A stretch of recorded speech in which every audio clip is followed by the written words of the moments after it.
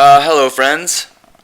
I've been talking on the side with a friend about intelligent design, and I wanted to respond in a video. First, I must say that I'm taken back by your claim that you are not a creationist, considering intelligent design was developed by two creationists, Dean Kenyon and Percival Davis. The two are famous for composing the educational intelligent design book called Of Pandas and People. By comparing the pre and post Edwards drafts, you're going to notice three astonishing points. One is that the definition of creation science in early drafts was identical to the definition of intelligent design today. Two, you're going to notice that cognates of the word creation, like creationism and creationist, which appeared approximately 150 times, were deliberately and systematically replaced with the phrase ID.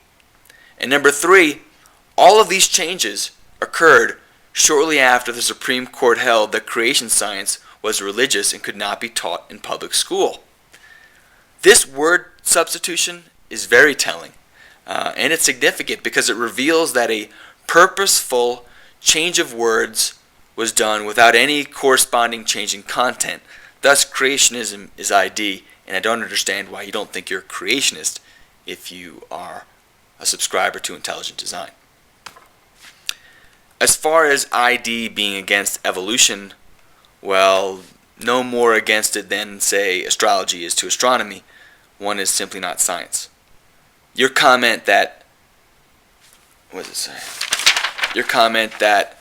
certain things in life are better explained by an intelligent cause is interesting, but both of those possibilities are untestable, supernatural, and thus are irrelevant to science. It's good metaphysics, but it's not science. You say that we've always observed things as products of intelligence and thus have concluded that an intelligence cause exists. And you cite information systems, proofreading techniques, machinery, specificity, mathematical functionality, and instinctual behaviors that use engineering principles. I'm not sure which one of those proofs I should note my confliction with. So I'm just going to simply state that any assumption that perceived engineering principles, your watchmaker, exist in observable natural phenomena is a testament to people assuming too much. First, this is a bogus analogy. A child's mother and father make the child, not a god or a watchmaker. Second, people, animals, and plants have countless biological mistakes in their design. We call it genetic disorders. And let's not forget the Cossacks, a proof of a vestigial tail in humans. Nothing was designed, and it certainly was not explicitly intelligent. Let's remember that evolution is change over time, not time as we know it, geological comparatives, 4.54 billion years. Okay, so now I'm going to touch on the majority of the stuff that you wanted to mention, which is... Okay, first, I stated that ID's hypothesis was complexity implies a designer, the universe is complex, and therefore the universe has a designer. You responded by stating ID does not make any supernatural claims about God, and that its main argument is that certain features of the universe are best explained by an intelligent cause, not an undirected process such as natural selection. Well, I actually never said God, so I actually used your term designer. However, I did mention Christianity because the movement is Christian-based. No implications there, of course. An intelligent cause cannot be tested, nor can it explain how the designer put it in place. ID only answers the questions of who, and then it claims real science as its proofs. At best, ID is a poor hypothesis.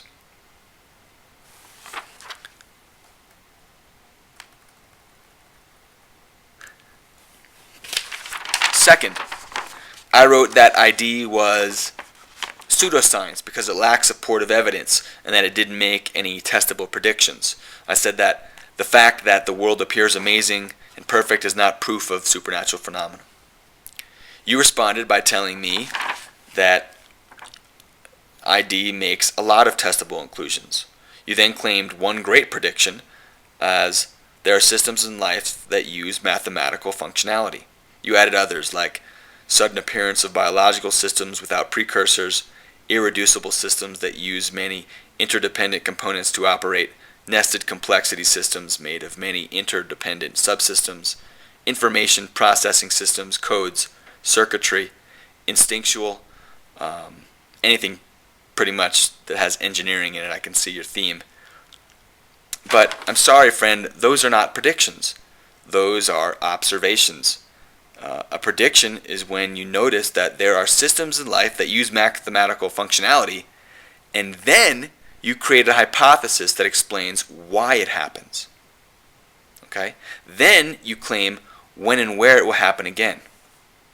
For example, if my hypothesis is that the Earth is flat, my predictions could be 1. If we travel the entire Earth's surface in a straight line, we will eventually come to the edge of Earth. Or 2. If we look at the Earth from the moon, it will look flat like a board. Fortunately, this hypothesis was rejected early on by the Greeks through empirical evidence. But those observations are the schemes for ID, not accurate predictions.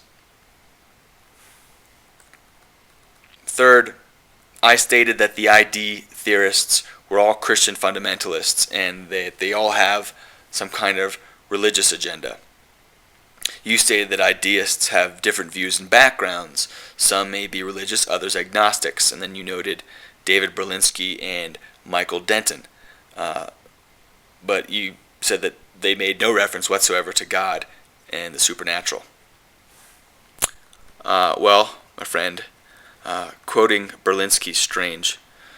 He is a senior fellow to the Discovery Institute. That is definitely true. But that's because he doubts evolution. He's a true skeptic. He is not a proponent for ID. He doesn't even consider ID a science. As for Denton, well, his early works were definitely some of the inspiration for ID. Definitely the movement.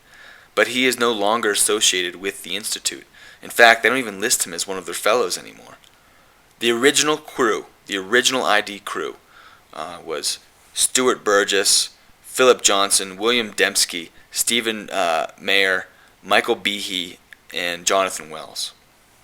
The truth is, many great scientists today, and nearly all of the great scientists of the past, were religious. Religion is not the problem. The problem is fanatical religion trying to manipulate science in order to claim that the supernatural can be proven with natural evidence.